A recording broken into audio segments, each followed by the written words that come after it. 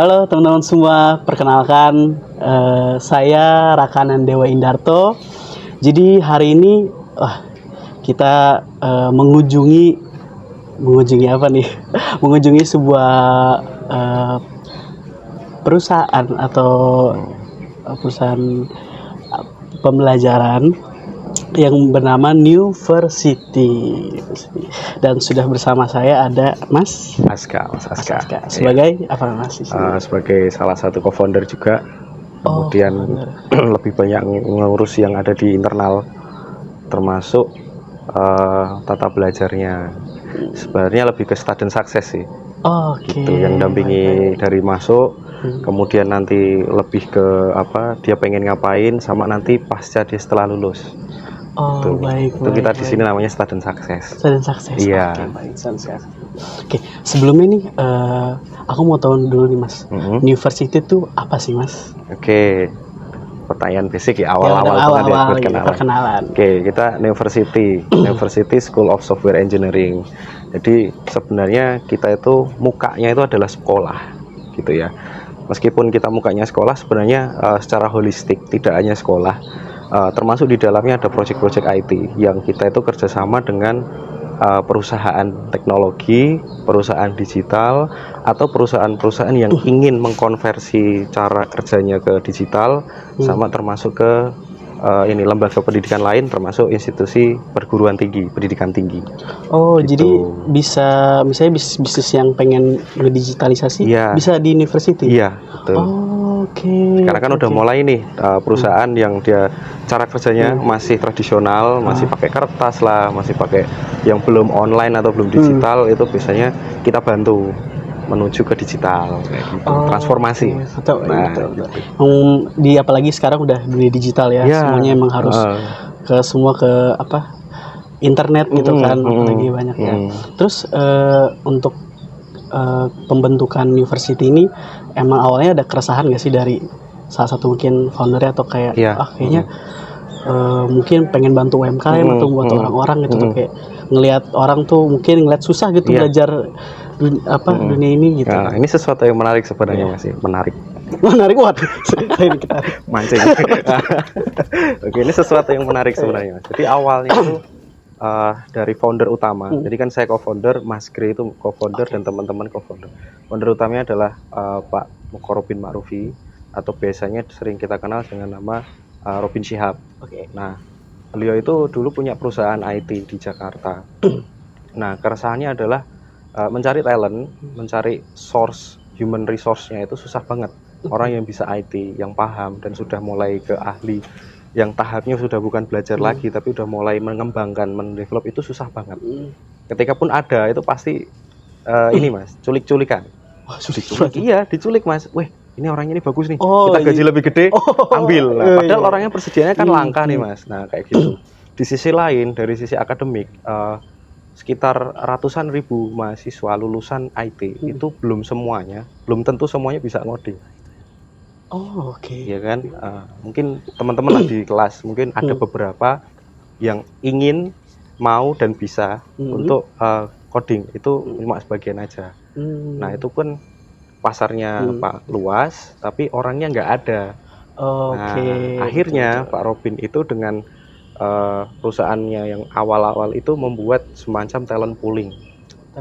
Iya, jadi dia memanggil orang-orang untuk belajar, dan orang-orang itu yang benar-benar udah bisa dikembangin lagi selama beberapa bulan, baru nanti kalau dia udah selesai dikasih real project. Nah, itu sifatnya tertutup waktu itu, tidak terbuka untuk semua orang. Pas aku datang pengen belajar, kamu bisa apa? Wah, aku belum bisa, itu nggak bisa. Akhirnya di tahun 2022 itu dibuka untuk umum. Awalnya namanya Computer Engineering School, kita ganti menjadi Newversity. Newversity itu dari kata manuver. Nah, saking terbukanya semuanya bisa. Itu entah dia itu dari IT, entah dia dari non IT yang pengen belajar pun, yang penting dia pengen, dia siap untuk ibaratnya istiqomah ya. Karena ya codingnya kayak gitu. Susah tapi ya kalau dipelajari bisa. Nah, apalagi alat bantu belajar sekarang bisa banyak gitu kan. Nah, kita buka Newversity, bermanuver semuanya bisa. Nah, sampai akhirnya sekarang juga lumayan alumninya ya sekitar 70-80% terserap di pekerjaan. Ya, Iya, banyak juga gitu. ternyata ya. Masya Allah. Terus untuk kayak program-program di sini tuh apa aja Mas yang disuguhkan oleh university ini? Oh iya, kalau programnya gini, kita sebenarnya udah mulai ini ya, berbagai macam metode sama program yang kita tawarkan udah ganti-ganti sebenarnya. Dulu awal-awal itu kita sebutannya semacam full stack. Semuanya bisa dulu. Oh, semuanya ya. Tapi seiring dengan perkembangan pasar, kita lihat evaluasi di batch-batch awal, akhirnya kita bagi. Untuk yang benar-benar belum bisa ngoding, kita taruh dulu di front end. Kalau dia sudah bisa front end, baru dia ke back end. Kenapa? Kalau dia nggak bisa tiba-tiba ke back end, karena dia harus banyak matrikulasi, ngejar-ngejar dulu yang dia dapetin di front end. Nah, kayak gitu. Nanti malah balik lagi gitu. Akhirnya dia nggak jadi belajar back end, jadinya front end semuanya kayak gitu. Berarti sistem di university ini nggak yang kelas kita mau kita apply gitu ya Mas ya? Kalau dari itu regulernya. Memang kalau dari reguler secara rutin kita bukanya memang kalau beginner front end, kalau dia udah bisa front end lanjutan atau the back end. Tapi kalau misalnya ada entitas tertentu, perusahaan atau orang dan kelompoknya itu pengen skill tertentu, itu bisa datang. Biasanya kita akan carikan belajar fast track yang bagus kayak gimana. Aku pengen ini Mas bisa ini ya, nanti biar dia nggak dari front end banget, kita bikin kurikulumnya biar nanti dia itu ngarahnya ke sana. Jadi yang dipakai yang perlu-perlu aja. Minjem dari front end, minjem dari back end, minjem dari project management misalnya kayak gitu. Oke. Dan untuk dilihat dari prospek ke depannya mungkin 5 tahun ke depan gitu, Mas lihat dalam bentuk teknologi informasi ini yang diajarkan oleh university ini bakal gimana di Indonesia sendiri?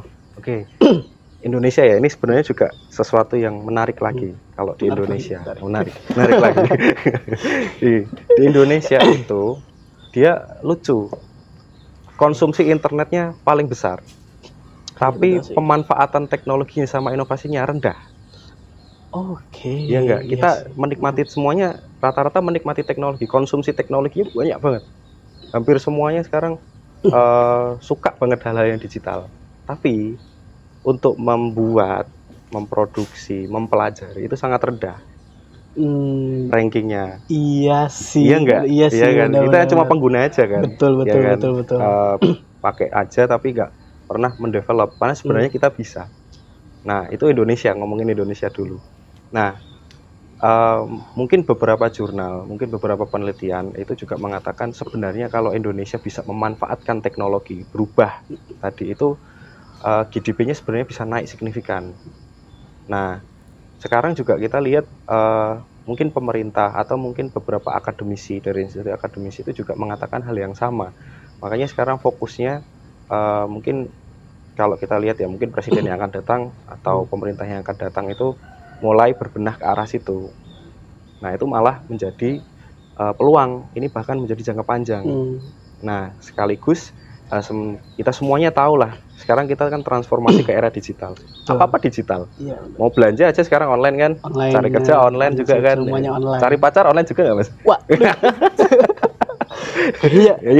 Iya betul sih. Ya, sekarang mulainya digital semua. Betul digital gitu. semua Nah, itu sebenarnya jangka panjang.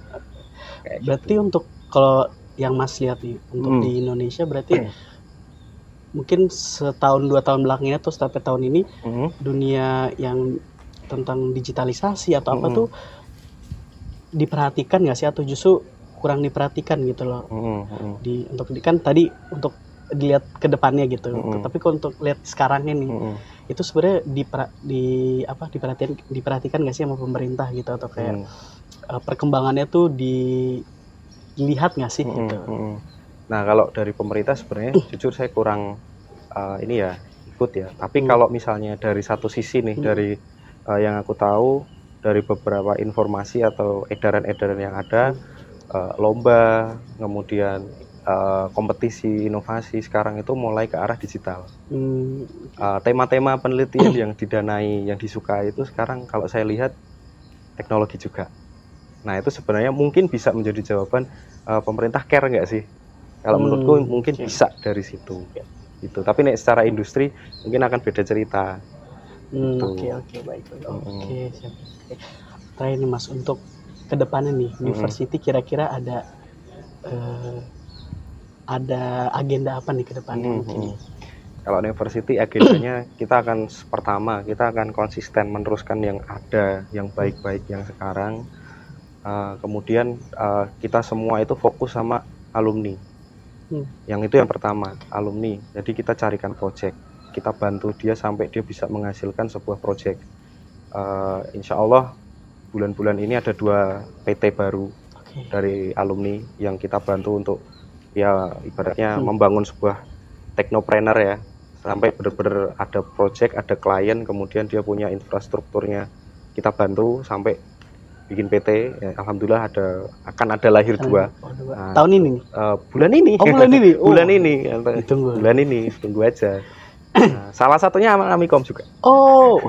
Salah satunya anak Amikom juga. Ya, dan rata-rata 2 ini tuh anak-anaknya dari Amikom. Rata-rata. Gitu.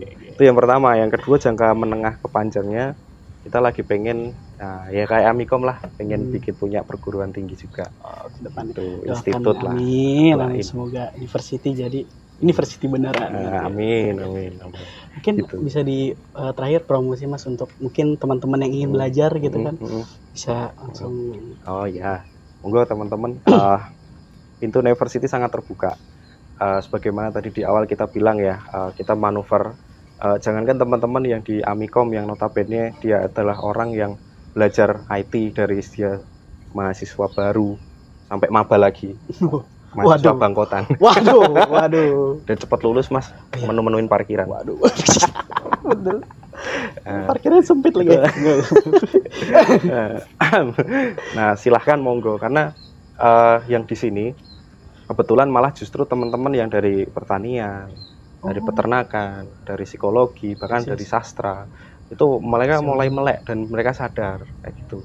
Harusnya teman-teman yang ini bukan sebagai sindiran atau bukan sebagai apapun ya, tapi motivasi lebih. Teman-teman yang memang fokusnya ke IT, mungkin kalian akan lebih maju kalau di sini. Khusus teman-teman Amikom nih yang lihat video ini.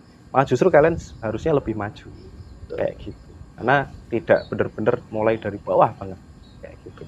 Kalian udah punya basicnya, tinggal skill ini yang mungkin coding yang sekarang mulai banyak dicari ya. Nah, itu mulai dikembangkan sekarang. Nah, itulah kalian mungkin akan lebih cepat belajar.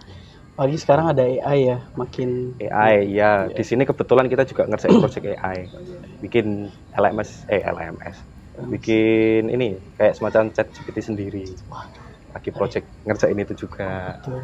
Tapi aku penasaran, terakhir nih Mas, aku ada pertanyaan pribadi. Belum rilis ya. Aku penasaran, kan ChatGPT baru ngeluarin yang AI yang bisa ngomong lewat video. Jadi kita ngobrol langsung.